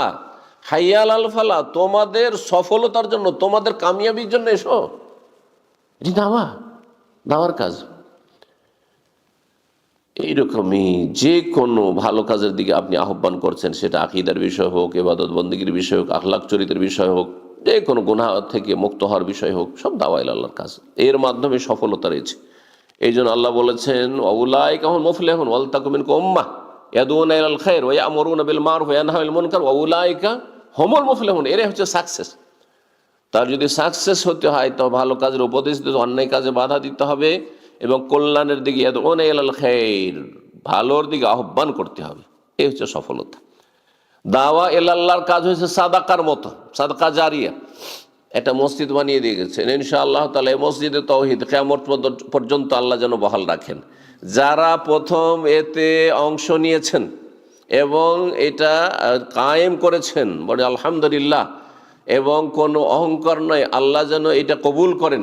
ইব্রাহিম আলাইহিস সালাম যখন কাবা ঘর নির্মাণ করছিলেন বাপ বেটা মিলে, আর দোয়া করছে রব্বানা আতিনা রব্বানা তাকাব্বাল মিন্না ইন্নাকা আনতাস সামিউল আলিম, কল্পনা করেছিলেন কি তিনি এত দূর পর্যন্ত যে প্রতিদিন হাজার হাজার লক্ষ লক্ষ মানুষ আসবে আর তওয়াফ করবে, আর 24 ঘন্টা তওয়াফ চলতে থাকে। ইবাদত বন্ধই না। ফরজ সালাতের সময় সালাত চলছে, আর বাকি সময় 24 ঘন্টা চলতি আছে, তওয়াফ চলতি আছে, আল্লাহর ঘরে ইবাদত বন্দেগী চলতি আছে, দুআ জিকির আজকার চলতি আছে। আল্লাহর কাছে কোনো কিছু মুশকিল নেই। হতে পারে কিয়ামত পর্যন্ত এখান থেকে গোটা একটি জাতি, গোটা একটি মহাদেশ হেদায়েত পাবে। অসম্ভব কিছু না। যালিকা আলাল্লাহি বিআজিজ। যার যত ইখলাস সুন্দর হবে তত বেশি তাতে বরকত হবে। ওলামারা বলেছেন যে নবী সাল্লাল্লাহু আলাইহি ওয়াসাল্লাম মাত্র 23 বছর দাওয়াত দিয়েছেন। অন্যান্য নবীরা অনেক দীর্ঘ সময় ধরে দাওয়াত দিয়েছেন, তাদের ইখলাসে ত্রুটি ছিল না। কিন্তু রাসূলুল্লাহ সাল্লাল্লাহু আলাইহি ওয়াসাল্লাম 23 বছরে যে দুনিয়ায় ইনকিলাব, বিপ্লব নিয়ে এসেছেন, পরিবর্তন নিয়ে এসেছেন, সেটা বিশ্বের কোনো মানুষ দ্বারা হয়নি সম্ভব। এর পিছনে সবচেয়ে গুরুত্বপূর্ণ কারণ হচ্ছে ইখলাস, আল্লাহর জন্য কাজ করা, আল্লাহ সন্তুষ্টির জন্য কাজ করা। যত বেশি আল্লাহর জন্য ইখলাস থাকবে তত বেশি তাতে আপনি সফল হবেন। সাদকা এটি সাদকা জারিয়া, কিয়ামত পর্যন্ত। দুনিয়া থেকে আমরা চলে যাব, আপনারা চলে যাবেন, কিন্তু এই নেকি চলতেই থাকবে, নেকি আপনাদের চলতেই থাকবে। ঠিক তেমনি দাওয়ার কাজ করে চলে যাবেন, ওই সাদকার মতো, সাদকা জারিয়ার মতো নেকি চলতেই আছে।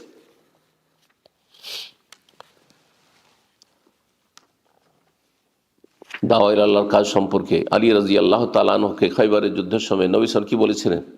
তাড়াতাড়ি করিও না, তাড়াহুড়া করে যুদ্ধ শুরু করতে যেও না, আগে দাওয়াত দিবে। ওয়াল্লাহি, আল্লাহর কসম করে বলছেন, লা ইয়াহদি আল্লাহু বিকা রাজুলান ওয়াহিদান, একজন লোক। আমরা দেখছি অল্প লোক, মনে করছি অল্প লোক, অনেকে মনে করে, না হাজার হাজার লোক হইতে হবে, না, কোনো প্রয়োজন নেই।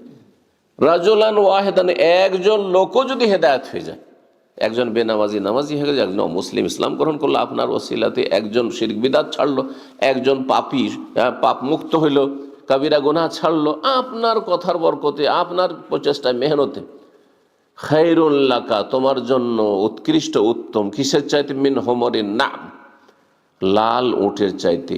আরবদের মধ্যে লাল উট সেই যুগে সবচেয়ে মূল্যবান সম্পদ ছিল, দামি জিনিস। আজকালকার জামানে সবচেয়ে মূল্যবান যেটা হইতে পারে, মূল্যবান একটি কার, সবচেয়ে বেশি দামি, ঠিক ওই রকমই তাদের কাছে। তো নবী সাল্লাল্লাহু আলাইহি ওয়াসাল্লাম এইভাবে উৎসাহিত করেছেন সাহাবায়ে কেরামদেরকে দাওয়াতের কাজের জন্য, এবং তার মহাপুরস্কার কথা বলেছেন। দাওয়ার কাজ করলে যত লোক হেদায়েত হবে এবং হেদায়েত হওয়ার পরে যত নেকিগুলি করবে, এক ভাগ করে আপনার খাতে প্রথম ব্যক্তির খাতায় আসতে থাকবে। এই জন্য আমাদের দেশে বেদাতি একটা তরিকা হচ্ছে যে কিছু আমল টামল করে আর কিছু ওয়াজ মাহফিল করে আল্লাহ তোমার নবী পাকের রওজায় পৌঁছে দাও, এটা বেদাতি তরিকা। এই তরিকা নয়, এটা ইসলাম নয়, ভুল কাজ। এটা পৌঁছাইতে হবে না। আমি যে এই যে দিনের কথাগুলি বলছি আর আপনারা শুনছেন, এগুলি নেক আমল না? এই যে জোহর পড়লেন, নেক আমল না? এর এক ভাগ করে, প্রত্যেকের এক এক ভাগ করে, আমি জোহর পড়ে যতটা নেকি পেলাম রাসূলুল্লাহ আমল নামাতে চলে গেছে, আমার কাছে আছে, আমার আমল করার কারণে। আর তার মাধ্যমে হেদায়েতের জন্য, তিনি যেহেতু প্রথম ব্যক্তি হেদায়েতের জন্য হাদি হিসাবে, সেজন্য তার আমল নামে চলে গেছে, অটোমেটিকলি চলে গেছে। তাহলে কত উম্মত পৃথিবীতে আল্লাহর ইবাদত করছে নবীর, এই 1400 বছরে কত উম্মত এসেছে চলে গেছে ইবাদতবন্দি করে, কত আইম্মা ওলামা তৈরি হয়েছে, কত সালেহিন সিদ্দিকিন সোহাদা তৈরি হয়েছেন এই উম্মতের, আর কিয়ামত পর্যন্ত কত ভালো মানুষ আসবে আর আছে। সবার নেকির এক ভাগ করে রাসূলুল্লাহ সাল্লাল্লাহু আলাইহি ওয়াসাল্লামের আমল নামায় চলে যাচ্ছে। লায়ান কসমিন উজুরিহিম, আমাদের নেকি কমিয়ে নয় যে ভাগাভাগি হয়ে যাচ্ছে, না এমন নয়, আমাদেরটা আমাদের কাছে আছে, আর তার ওসিলায় যেহেতু আমরা হেদায়েত পেয়েছি তার কাছে চলে যাচ্ছে। যেমন তোমার কথা নয়, রাসূলুল্লাহ সাল্লাল্লাহু আলাইহি ওয়াসাল্লামের কাছে যারা আমাদের চাইতে বেশি কাজ করেছেন তাদের কাছে তাদের আমল নামায় অনেক বেশি যাচ্ছে, কিন্তু আমরা সীমিত যতটা করি ততটা তো আসবে আমাদের কাছে। আপনি যদি 10 জনকে হেদায়েত করে 10 জন নামাজি আপনার মাধ্যমে হয়েছে, 10 জন শিরক বিদআত মুক্ত হয়েছে, তাদের নেকিগুলি তো আপনার কাছে আসবে, আপনার আমলে আসতে থাকবে, চলতে থাকবে। আবার তাদের মাধ্যমে যে তাদের ছেলেমেয়েরা অথবা তাদের মাধ্যমে অনেকে হেদায়েত হয়েছে তারাও পাবে, আর আপনি যেহেতু প্রথম ব্যক্তি সুতরাং আপনার কাছেও আসতে থাকবে। কিন্তু জি, কত নেকি তাহলে চিন্তা করুন আপনি। এবং সহিহ মুসলিমের হাদিস, মান দা ইলা হুদান, কেউ যদি হেদায়েতের পথে ডাকে, কানা লাহু মিনাল আজরি, তার নেকি হবে মিসলা উজুরে মান তাবিআহু, যতটা যারা অনুসারী হবে বা যত লোক অনুসরণ করে তাদের নেকি সমান হবে। লা ইয়ানকুসু যালিকা মিন উজুরিহিম শাইআন, ওই ব্যক্তিকে প্রথম ব্যক্তিকে দিয়ে দেওয়া হলো সেই জন্য তাদের নেকি কমবে, তা কমবে না।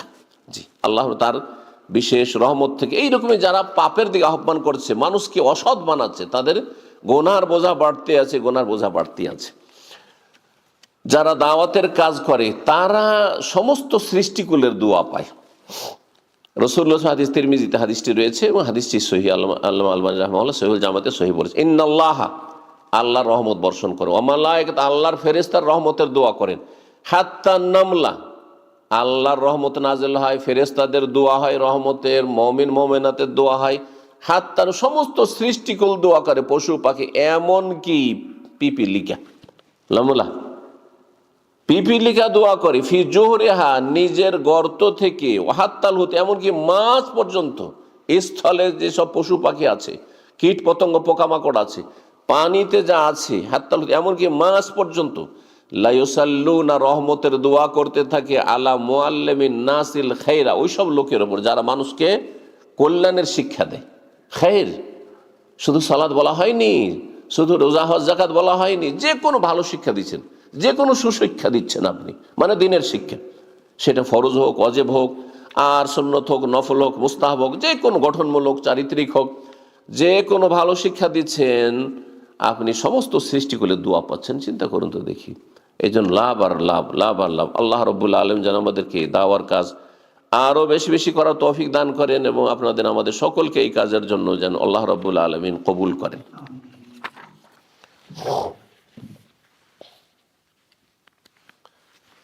সর্বশেষ একটি পয়েন্ট আছে, অল্প সময়ে সে বিষয়টি বলছি।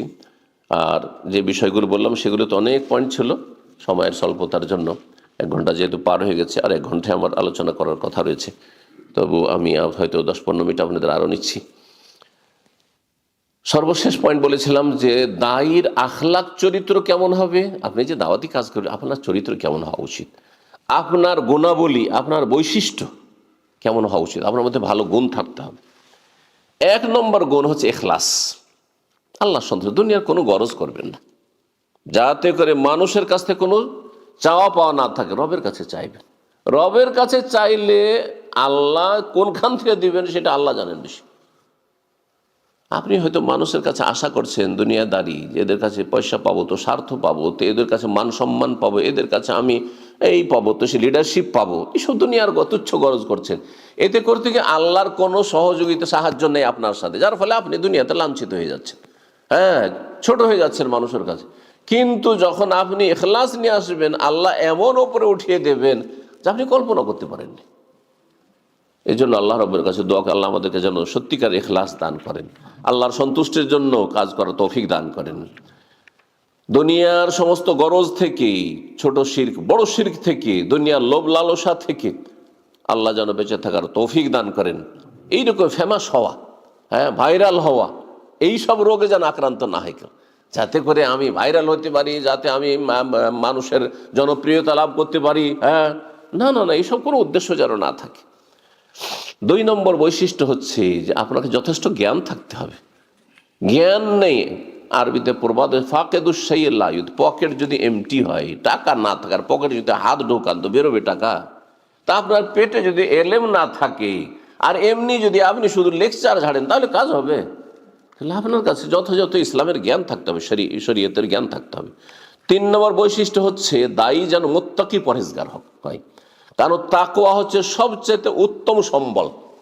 ওয়াতাজাওয়াদু ফাইন্না খায়রাজ যাদিত তাকওয়া, আল্লাহ বলছেন তোমরা সম্বল গ্রহণ করো আখিরাতের পাথেয়, আর সবচাইতে উত্তম পাথেয় সম্বল হচ্ছে তাকওয়া। সূরা বাকারা 197 নম্বর আয়াত। সুতরাং আল্লাহর ভয়ভীতি যদি অন্তরে না থাকে তাহলে দায়ী যে কোনো সময় পাপে জড়িয়ে যেতে পারে। আর আপনার দ্বারা যদি পাপ হয় তো আপনি মানুষকে ভালো কথা বলবেন, তো এই ভালো কথাতে বরকত হবে না, বরকত হবে না, যার ফলে মানুষ হয়তো হেদায়েত হয় না। কিছুদিন আপনি খুব জনপ্রিয়তা লাভ করলেন আর খুব মানুষের কাছে বাহ পেলেন আর সাবাস মানুষ বলল, কিন্তু শেষে দেখা গেল যে আপনার লাইফে কোনো বরকত থাকলো না, আপনার দাওয়াতে কোনো বরকত থাকলো না। 5 নম্বর যে বিষয়টি সেটি হচ্ছে ধৈর্য ধারণ করতে হবে, সহনশীল হইতে হবে এবং ইগনোর করতে হবে। আপনারা এই ভাষাগুলি বেশি বুঝছেন, হ্যাঁ, উপেক্ষা করতে হবে। দেখেন অনেক সময় ছোটোখাটো বিষয়ে কেউ একটা খারাপ আচরণ করেই দিল, কত গাল দিচ্ছে, আর প্রত্যেকটার পিছনে পড়ে গিয়ে গাল দিচ্ছে, সুতরাং আমি রিয়াক্ট করব আর তারপরে এর বিরুদ্ধে আমি কিছু লিখবো, অথবা এখানে আমি গরম হয়ে গিয়ে একটু উত্তেজিত হয়ে আমি একটা লেকচার দেওয়া শুরু করব, তাহলে আর কাজ হবে না।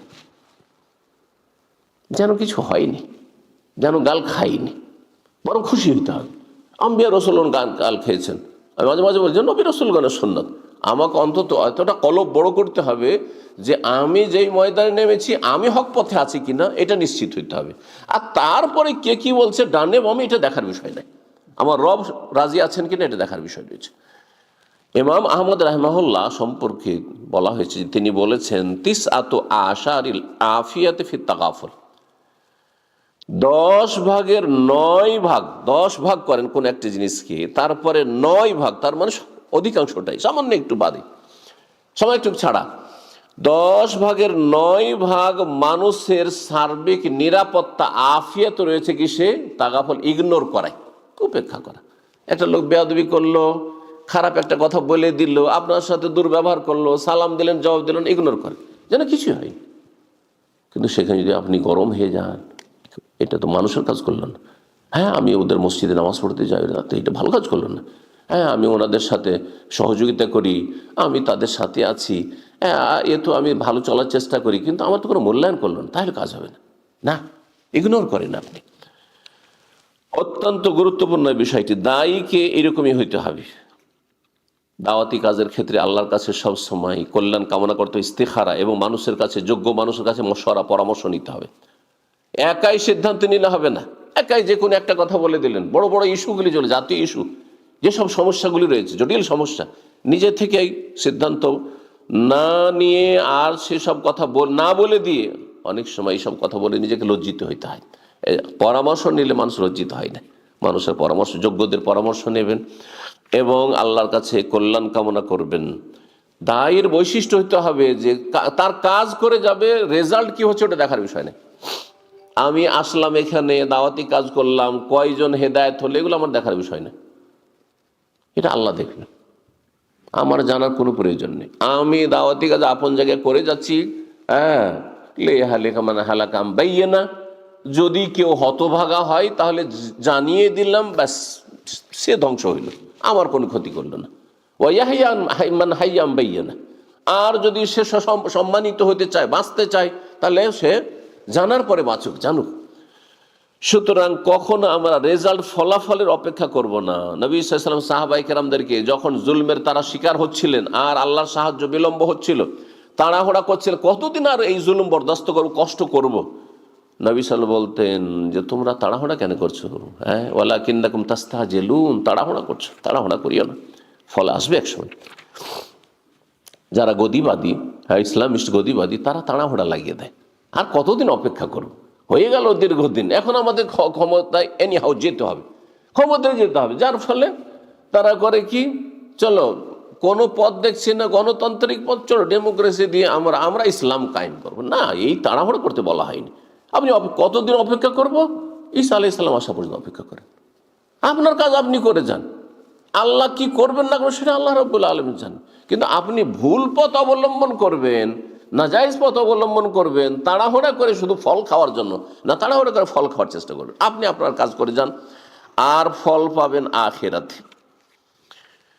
দায়ীর বৈশিষ্ট্য হইতে হবে নম্রতা, নরম ভাষায় কথা বলতে হবে, নরম আখলাক চরিত্র হইতে হবে, দয়া মায়া থাকতে হবে, এবং রূঢ় খারাপ আচরণ করলে হবে না, মানুষের সাথে দুর্ব্যবহার করলে হবে না, মানুষের সাথে শক্ত হইলে হবে না। আল্লাহ রাব্বুল আলামিন ফাবিমা রাহমাতিম মিনাল্লাহি লিনতাল, নবীকে বলছেন সূরা আলে ইমরানে যে আল্লাহর রহমত যে তুমি নরম হয়েছো। নবীকে বলছেন যে আল্লাহর রহমত যে তুমি একজন নরম মানুষ। ওয়ালাউ কুনতা ফাজ্জান গালিজাল কলবি, তুমি যদি নিষ্ঠুর হতে আর তোমার অন্তর যদি পাষণ্ড হইতো, শক্ত হইতো, মানুষের সাথে যদি দুর্ব্যবহার করতে, শক্ত ভাষা ব্যবহার করতে, লানফাদ্দু মিন হাওলিক, মানুষরা পালিয়ে যেত, কেউ শুনতো না তোমার কথা, ডাইরেক্ট কথা শুনবো না, এর ব্যবহার খুবই খারাপ, এর কাছে যাওয়া যাবে না, এসব দেখা করা যাবে না। না, মানুষকে আশ্বস্ত করুন, নরম আচরণ করুন। সকালবেলা বলছিলাম যে ফেরাউনের কাছে মূসা এবং হারুনকে আল্লাহ পাঠাচ্ছেন, বলছেন যে ফাকুল আল্লাহু কাওলান লাইয়্যিন, নরম ভাষায় কথা বলি, নরম ভাষায়। আল্লাহ কি জানেন না যে ফেরাউন হেদায়েত হবে না? জানছেন না?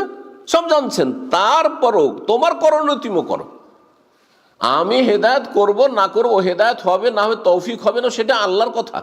কিন্তু তোমার কাজ হচ্ছে নরম ভাষায় আল্লাহ ইয়াতাযাক্কারু আও ইয়াখশা, অথচ আল্লাহ জানছেন যে উপদেশও নেবে না আর ভয়ও করবে না।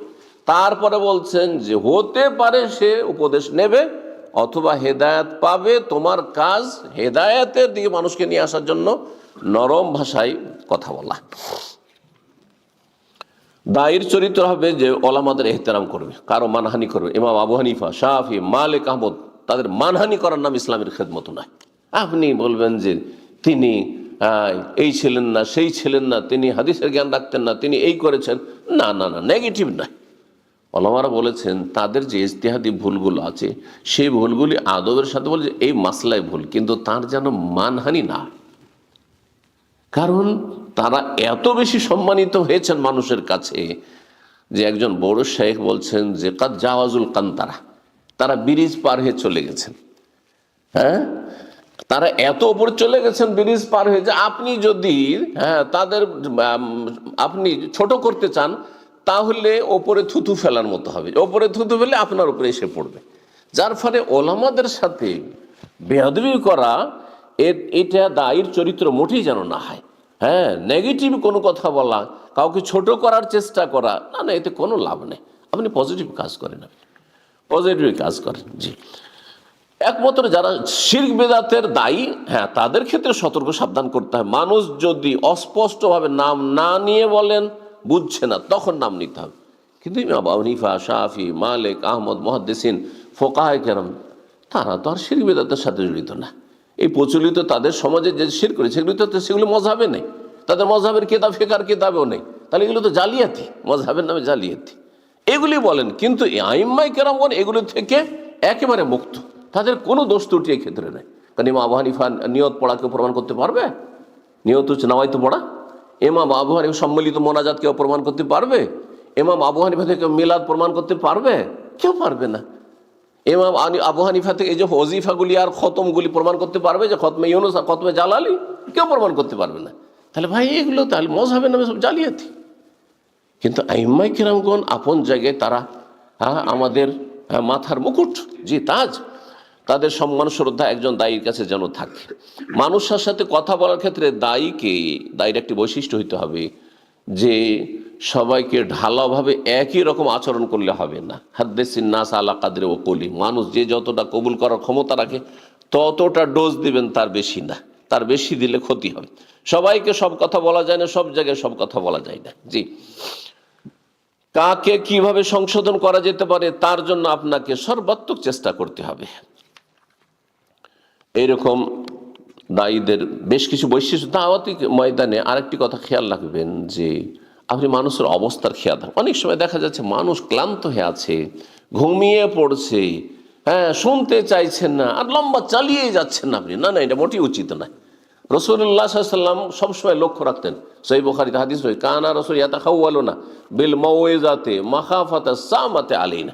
নবী সাল্লাল্লাহু আলাইহি ওয়াসাল্লাম আমাদের দিকে লক্ষ্য রাখতেন আলোচনা করার সময়, বক্তব্য করার সময়, দিন শেখানোর সময়, যে আমরা বিরক্তিত বোধ করছি না, আমরা ক্লান্ত তো হয়ে যাচ্ছি না, আমরা ঝিমাচ্ছি না তো, আমরা অ্যাক্টিভ আছি কি না, এইসব বিষয়গুলি খেয়াল রাখতেন।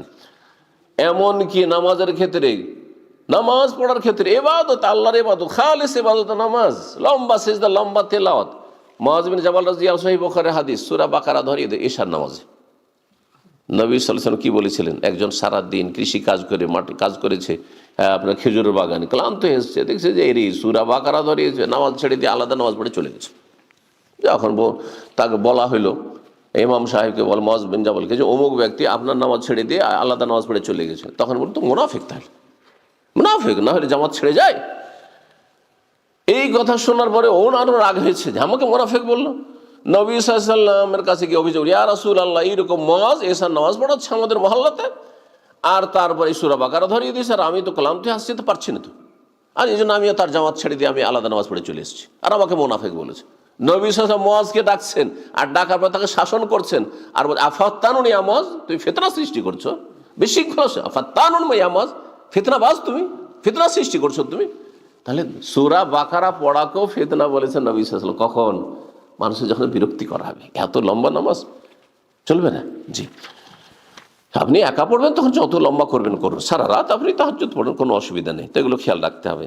যাই হোক, পরস্পর সহযোগিতা, দায়ীদের মাঝে কোঅপারেশন থাকতে হবে, সহযোগিতা থাকতে হবে। না না, কারো সাথে আমার কোনো কানেকশন নেই, আমি কারো সাথে যোগাযোগ রাখি না, না না, আপনার দাওয়াত ফলপ্রসূ হবে না। সবার সাথে ভালোবাসা, সম্প্রীতি, এবং তাদের সাথে যারা কোরআন সুন্নাহর দাওয়াতের কাজ সারা বিশ্বে করছে, যতটা সম্ভব তাদের সাথে সুসম্পর্ক বহাল রেখে সার্বিক পরস্পর, আমরা কিন্তু একজন আরেকজনের পরিপূরক, একজন আরেকজনের পরিপূরক, একজন পরিপূরক, একা নয়, স্বয়ংসম্পূর্ণ নয়। আপনি আপনার একটা কাজ, একটা জিনিস আপনার আছে, কিন্তু বাকিগুলো নেই, সবার কাছ থেকে ধার করছেন, তাই না? সবার কাছ থেকে সহযোগিতা নিতে হচ্ছে। যদি যারা কৃষি কাজ করছে তারা যদি আমাদেরকে চাউল না দেয়, আমরা ভাত খেতে পাবো না, শহরের লোক, তাই না? তাহলে একজন অপরজনের পরিপূরক। ঠিক তেমনই দাওয়ার কাজের ক্ষেত্রে এটা মনে করলাম যে আমি এমন দায়ী হয়ে গেছি যে আমি কারো ধার ধারি না, কারোর সাথে আমার সঙ্গে না, অবশ্যই একজন দায়ী আর একজনের পরিপূরক। দিনের কাজের ক্ষেত্রে একই ময়দানের আমরা একটা আপনার মালাই যে দানাগুলি রয়েছে, অনেকগুলি দানা শিখছে, ওই রকমই আল্লাহ রাব্বুল আলামিন যেন আমাদের সকলকে তৌফিক দান করেন। ও জাযাকুমুল্লাহ খাইর। আর কথা লম্বা হলো, সেই জন্য আপনাদের কাছে ক্ষমা চেয়ে নিচ্ছি, কিন্তু খুব গুরুত্বপূর্ণ বিষয়গুলি ছিল যা আপনাদের সামনে সংক্ষেপে হলো পেশ করার চেষ্টা করলাম। রব্বুল আলামিন যেন কবুল করেন, এবং আপনার আপন আপন জায়গা থেকে সবাই সামান্য হইলেও, পার্ট টাইম হইলেও, নিজেদের মাঝে কাছে, আপনার বাড়িতে, প্রথম বাড়িতে দাওয়াতের কাজ করবেন, আপনার ঘরে আপনার স্ত্রী ছেলে তাদের মধ্যে ঘাটতি রয়েছে, দাওয়াতি কাজ করবেন আপনি, তরবিয়ত, ইমানি তরবিয়ত, ইসলামী তরবিয়ত, এটাই দাওয়ার কাজ। আপনার আত্মীয় স্বজন দেশে রয়েছে, মাঝে মাঝে টেলিফোন করছেন, শুধু দুনিয়াদারির কথা বলবেন না, দিনের কথা একটু বলবেন, খোঁজ খবর নেবেন, তাদের নামাজের খোঁজ নেবেন, তাদের আকীদার একটু খোঁজ নেবেন, তাদের আমল খোঁজ, কেউ মারা গেছে, বিভিন্ন বেদাতগুলি আমাদের সমাজে রয়েছে, এগুলো করছো নাকি, এগুলো করিও না, এগুলো করা ঠিক নয় ইত্যাদি, ভালোভাবে বোঝাবার চেষ্টা করবেন। তো রাব্বুল আলামিন যেন আমাদেরকে দাওয়াতি কাজ করার তৌফিক দান করেন, এবং আল্লাহ সন্তুষ্ট যেন আমাদেরকে কবুল করেন, নেক আমল কবুল করেন, এবং আল্লাহ রাব্বুল আলামিন আম্বিয়া রাসূলগণের তরিকায় আমাদের জীবনযাপন করে রবের কাছে আল্লাহর সন্তুষ্টি নিয়ে হাজির হওয়ার তৌফিক দান করেন। ওয়া সাল্লাল্লাহু সাল্লাম আলা নবিয়িনা মুহাম্মদ ওয়া আলা আলিহি ওয়া সাহবিহি আজমাইন।